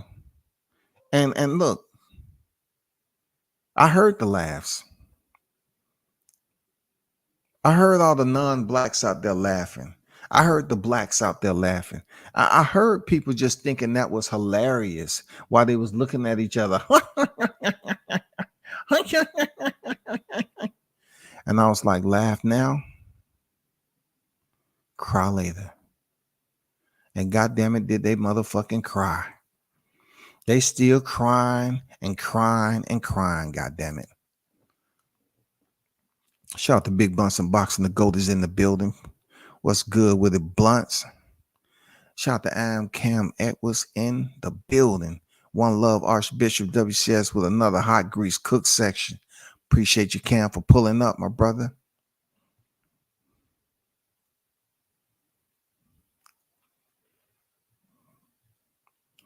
Did Allen used to call Errol a weight bully before he was struggling to make the weight?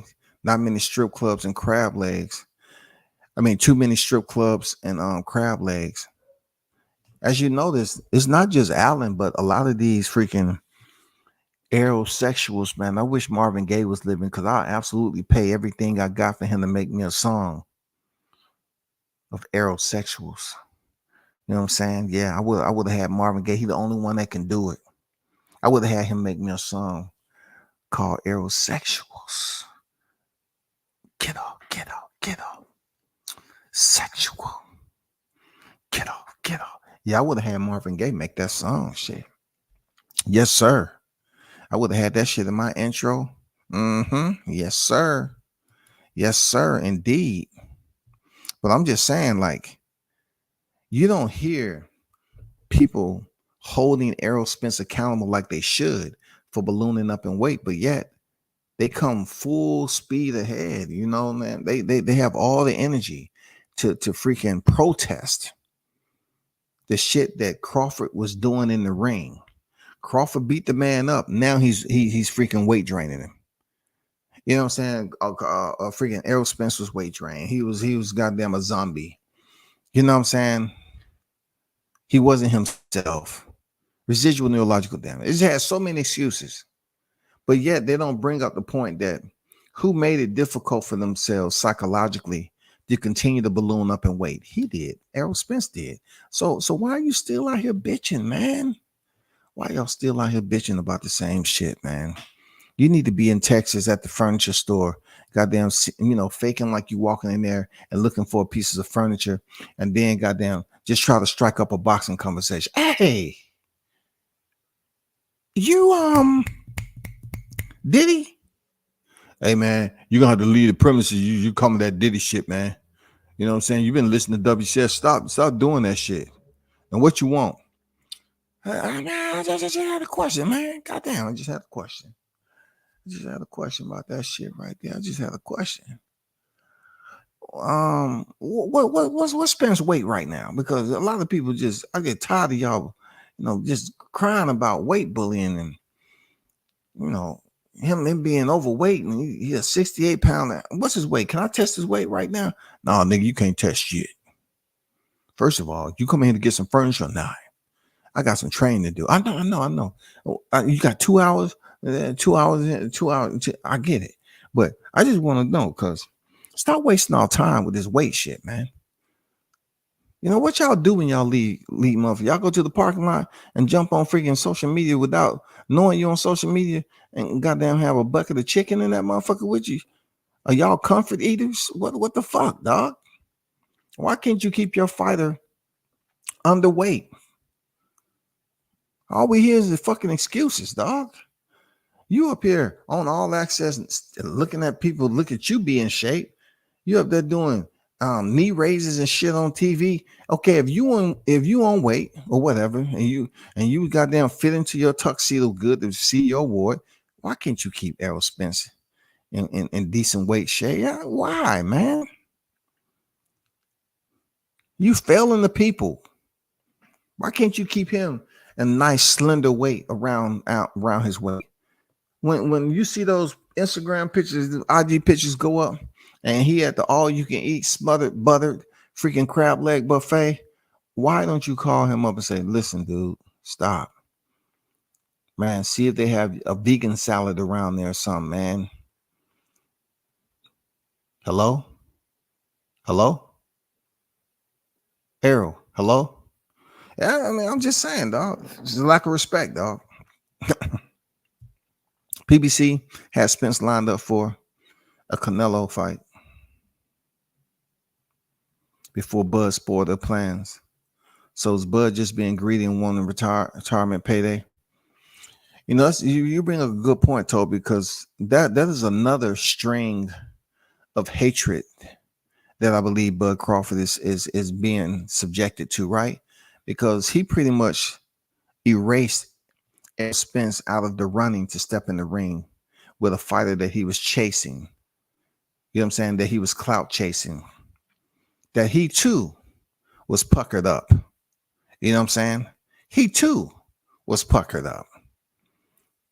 He had made it perfectly clear to the people that he wanted to face Canelo Alvarez at 160.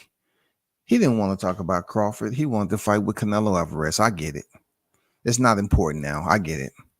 Errol Spence ain't ready for the part two. They ain't blunts. They're not ready.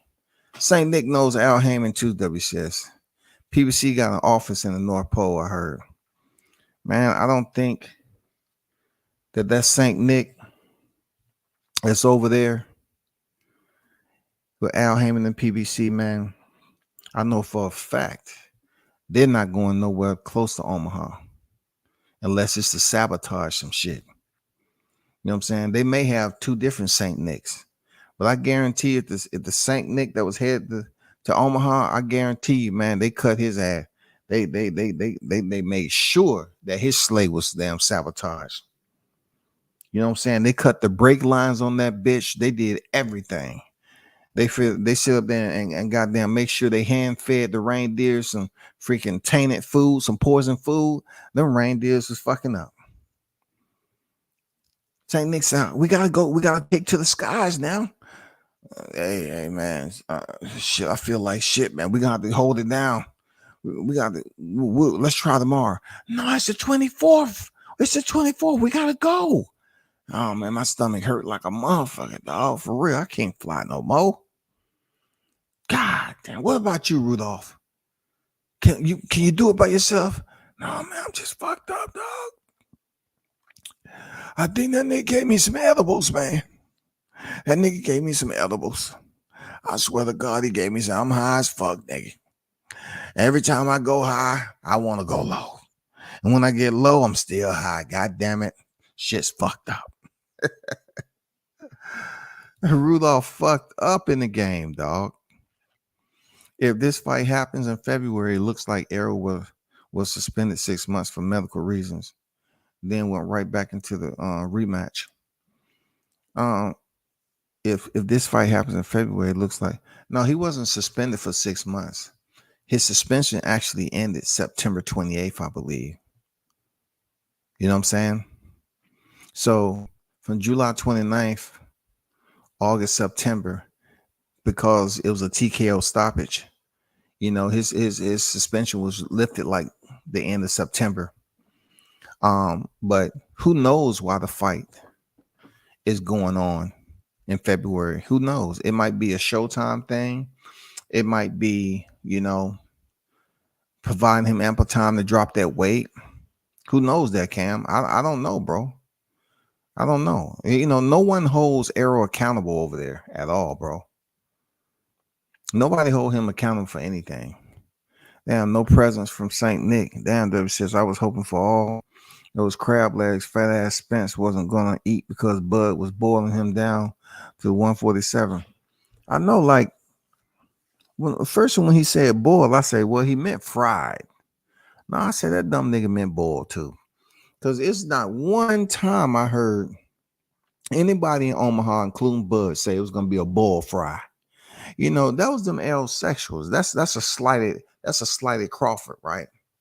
Because it was some aerosexuals on here talking about they was gonna have a crawfish broil, a crawfish boil. You know what I'm saying? So Allen was probably trying to take shots. Talking about he was trying to boil Errol Spence down. No. Y'all was hoping, but what we was talking about was a fish fry. Y'all was over here talking about a crawfish broil, but knowing damn well that shit wasn't gonna happen. You know what I'm saying? But the good thing about it, you get to enjoy Thanksgiving this year. Y'all get to go through Christmas. Y'all get to goddamn work with the Salvation Army and make some of that money back that y'all lost July 29th. So when the first semester of 24 finally arrives, I'm hoping that a lot of you niggas went to church to bring in 23 to 24. Because I ain't heard so much bitching in my motherfucking life when it comes to boxing talk. So many excuses. All we trying to do over here is Crawford supporters is help you all. Help bring you back to civilization. Help bring you back to a sense of sanity, because you all have shown us that you out there. You're broken. You know what I'm saying? You're brokenhearted, miserable. You know what I'm saying? Irritable individuals that have lost friends and family since July 29th. I get it, bro. And while we over here, we still gonna celebrate. You know what I'm saying? We still gonna celebrate. We're gonna come off an end of year celebration, and then we're gonna get crunk once more. You know what I'm saying? When it get close to Black History Month, we know we're gonna act a fool down here in the South, shouting. You already know that. You already know that's popping. You know what I'm saying? You already know that. T-Mobile Massacre Part 2 is on the 10th of February. That's the day before my birthday. I could have the best birthday weekend ever. Toby, I'm not here to reprimand you on anything, but the way you putting all this celebratory emojis up there, man, I'm telling you, bro, they're gonna try to go international on you, Toby. They're gonna show up. You're gonna be at the local pub and they're gonna be like, hey, guess what, fellas? This is a funny guy. hey, crack a joke for us, funny guy. What do you mean, man? I'm up here enjoying myself at the pub, man. What do you mean? Yeah, you was online. You just cracking all those jokes and shit about, Spence and all that. We just we're part of the reaction force team. We're going out and giving a visit to some of you hecklers, you haters. So we decided to stop by you first there, Toby.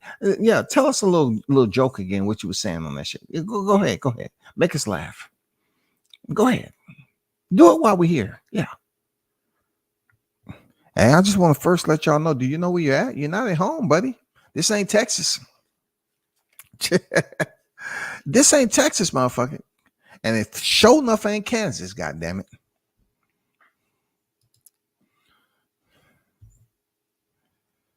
Mike Tyson gave him the shrooms. Nah, Blunts, I don't even want to put Mike into it, bro. Because all Mike did was give this man a care package because he knew he was going to need that motherfucker, dog. And look, if Mike gave him a care package, why couldn't the aerosexuals give him a care package?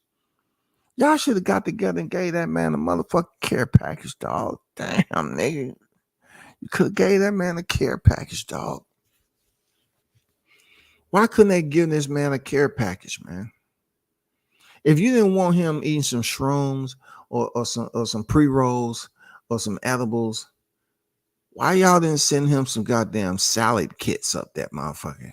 Some Caesar salad kits, avocado salad, you know what I'm saying? Crab leg freaking salad kit, you know what I'm saying? Fried chicken salad kit, shrimp salad kit. Why y'all didn't try to help that man with some salad kits? You know, it comes with the meat, the cheese, the sauce. It shouldn't be up to me to come up with these ideas, bro. You aerosexuals let him down. Why didn't you come up with like some of those caffeine tablets? Tell him, hey, take some of these caffeine tablets so you won't look sleepy.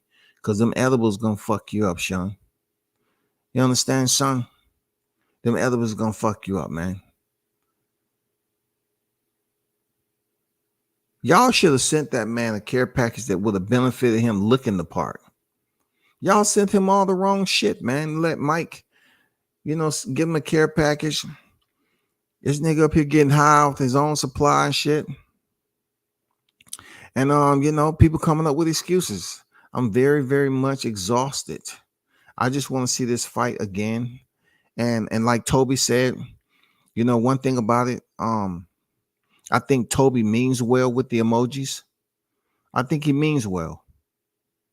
You know what I'm saying? I think it's more so him just showing you all that he always wanted to be a guy who builds tall structures. But yet his part-time job is demolition. Don't be mad at me. That's Toby. I mean, I thought he was all about building something for people to see from a distance, from across the pond. But yet, I found out his part-time job is demolition. So if he's the one over here tearing down your shit and making you feel some type of way with the emojis, don't blame me, God damn it. You know what I'm saying? Because I'm gonna be honest, I do have a heart. And every time an aerosexual pop up and I see him telling lies and whining, I just laugh my ass off. I say, God damn it. Them heterosexuals still upset and mad and angry, dog. Their performance value just keeps going up and up, man. I've said this in the past. There comes a point in your life when you realize who really matters, who never did, and who always will. And one thing that don't matter in boxing anymore is you aerosexuals. You're gonna have to deal with this in February. You're gonna have to deal with so much to the point where when your kids come home and say, Daddy, Daddy, we was talking about black leaders, and that guy you hate so much, his name popped up. What do you mean his name popped up? Who are you talking about? Malcolm X? No, Daddy. The black guy from Omaha. Hold up. What do you mean? The teacher started talking about that guy. You told me not to say his name in the house. What guy are you talking about? You talking about Bud? Yes, Daddy. The teacher brought him up and said, "Hey, we're gonna get out of school early this Friday because the fight coming on Saturday. I want y'all to be able to spend some time with your parents because of the hell you're gonna go through when it comes Sunday morning." You know what I'm saying? Sunday morning is gonna be different. So, Dad, I just thought it was a little bit concerning that they mentioned this black man when it's supposed to be Black History Month. We were talking about black leaders. They say, "Well, we have a black leader that a lot of you may not know about, if only if you're boxing fans." And he mentioned his name, Daddy, the same one that pisses you off. He said, "Bud, Daddy. What do y'all do? I'm going up there. I'm gonna fuck him up. You're not going to that school no more. Honey, come here. We're withdrawing her. We got a Bud supporter as our teacher. We're reporting right now to the goddamn district." I'm telling you, families are destroyed, yo.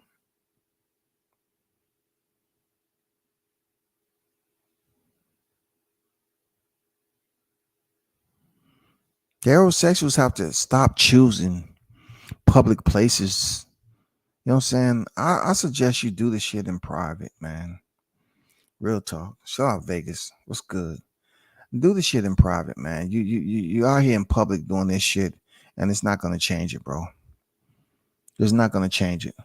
But people, I have to go. I have to take care of some things. You know what I'm saying? I'm getting amped up thinking about this freaking fight potentially. I don't know what day it is, but those of you that tuned in, shout out to the hottest chat in the MFN game A side official. You already know. No negotiation needed. Until next time, hold it down. Be safe out there. And it's about to be Thursday. You know what I'm saying? Heading into Friday, shawty. You know what I'm saying? It's about to be that time. It's about to be that time, man. You know what I'm saying? It's about to be that weekend time again where we can goddamn get loose with it. And to you aerosexuals out there, I will continue to help you understand that you are coming in second, third, fourth, fifth, whatever. You're not coming in first. You're going to come, and I'm here to help you out. So if you have any suggestions for me or any requests, just hit me in the DMs like you always do. You know what I'm saying? I will definitely try to guide you along the path. You know what I'm saying? Remember, I'm always proactive. If you ask for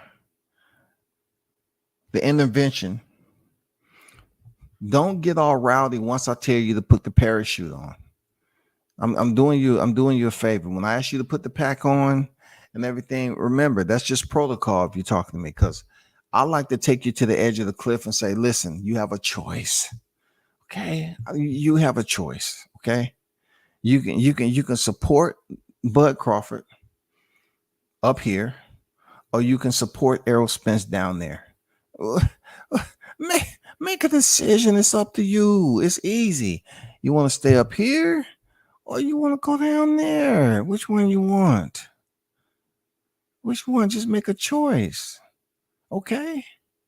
Well, you know, I'm from Texas. Okay. See you down there. Okay. And make sure when you get a certain height, I don't know what the numbers are, pull the chute out. The bed sheet should work. Okay. I put a nice old bed sheet in there. Pull that joint out. It got some rubber bands attached to it, and you should be just fine.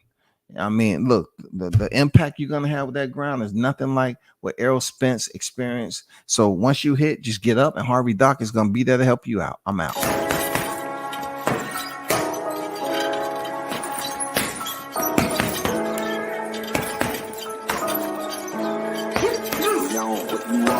Left jab, uppercut, leave you laid out on the floor. Try to duck and roll, hit and miss. Now you counting stars. Should've practiced more. Should've hit the mask, get out there more. Claim that you're the best.